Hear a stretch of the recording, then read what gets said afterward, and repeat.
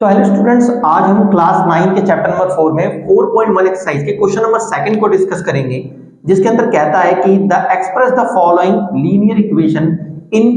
In the form of ax plus में by plus में c equal to में 0 and indicated the values a b c in each of the following cases. मतलब आपके सामने कई cases हैं जो लीनियर इक्वेशन एक अनमैनेजमेंट तरीके से दी हुई है और आपको एक सही तरीके से उसको लगाना है। और वो सही तरीका हमारा ये है कि इक्वेशन जो है वो इस फॉर्म में होनी चाहिए, जो कि ax प्लस में by प्लस में c इक्वल टू में 0। अगर हम इसे सिंपल वर्ड में कहें तो पहले x की वैल्यू आनी चाहिए, फिर y की वैल्यू आनी चाहिए, देन उसके बाद लास्ट में कांस्टेंट आना चाहिए जिसे हम c कहते हैं। तो आज हम कई केसों में देखेंगे कि अरेंजमेंट कैसे करते हैं। तो आप देखिए यहाँ पर क्वेश्चन नंबर 2 के सेकंड पार्ट को मैंने यहाँ पर ठीक है लिया है, x माइनस वाई अपॉन में 5 माइनस का 10 इक्वल टू में 0। हमें इस इक्वेशन को इस फॉर्म में कन्वर्ट करना है, जो कि हमारी फॉर्म है ax प्लस में by प्लस में c इक्वल टू में 0। तो देखिए चलते हैं, यहाँ पर सबसे पहले ax आना चाहिए, ax मतलब x आना चाहिए, तो x ऑलरेडी है तो हम यहाँ पर x लिखेंगे।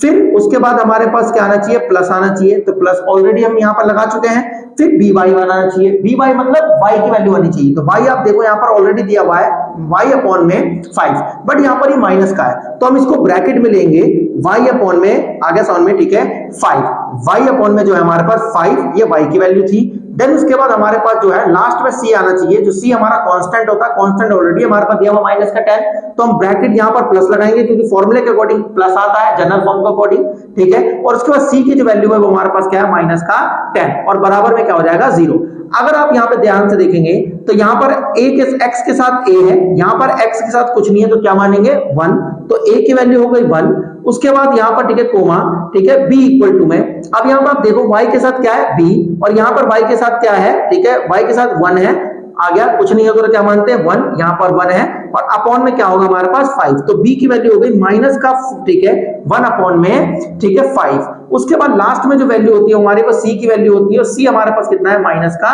10। तो ये हमने a b c की वैल्यू भी फाइंड करनी और इक्वेशन को जनरल फॉर्म में भी लगा दिया। अब हमारे पास क्वेश्चन नंबर ठीक है सेकंड का थर्ड पार्ट है, जो कि आप देख सकते हैं। तो जनरल फॉर्म क्या कहती है कि ax प्लस में by प्लस में c इक्वल टू में 0 होना चाहिए, जिसमें कि ax आना चाहिए पहले, मतलब x वाला आना चाहिए, तो x वाला ऑलरेडी हमें दिया हुआ है माइनस का 2x है। फिर y वाला आना चाहिए, y वाला ऑलरेडी हमें क्या दिया हुआ है 3y है। उसके बाद c होना चाहिए, c आना चाहिए, c मतलब कोई कांस्टेंट कोई नंबर बट वहां पे हमारा है ठीक है, वहां पर 6 है, तो ये प्लस का 6 इधर लाएंगे तो क्या हो जाएगा माइनस का 6 इक्वल टू में क्या हो जाएगा 0। अब यहाँ एक x के साथ a है, यहाँ पे x के साथ 2 है, तो x a की वैल्यू हो गई माइनस का 2। उसके बाद यहाँ पर y के साथ क्या है b, यहाँ पर y के साथ क्या है 3, तो b की वैल्यू कितनी हो गई 3। उसके बाद यहाँ पर जो है c मतलब लास्ट में जो नंबर होता है वो c होता है, तो c की वैल्यू कितनी हो गई माइनस का 6। क्लियर है, तो a b c की वैल्यू हमने यहाँ फाइंड कर ली।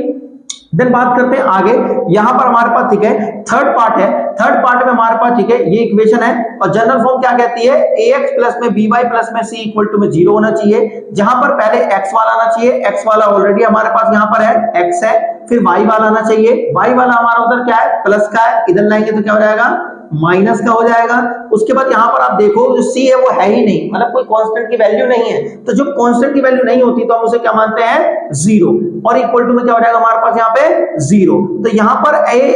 x के साथ a है, यहाँ पर x के साथ कुछ नहीं तो क्या मानेंगे 1, तो a की वैल्यू हो गई 1, और यहाँ पर हमारे पास ठीक है b की वैल्यू, यहाँ पर y के साथ क्या है b, यहाँ पर y के साथ क्या माइनस का 3, तो b की वैल्यू हो गई हमारे पास यहाँ पर माइनस का 3, और देन उसके बाद यहाँ पर हमारे पास क्या हो गया c कितना हो गया हमारे पास यहाँ पर 0। तो ये हमने जनरल फॉर्म में लगाई तीन ठीक है इक्वेशंस को, ax प्लस में by प्लस में c इक्वल टू में 0 को।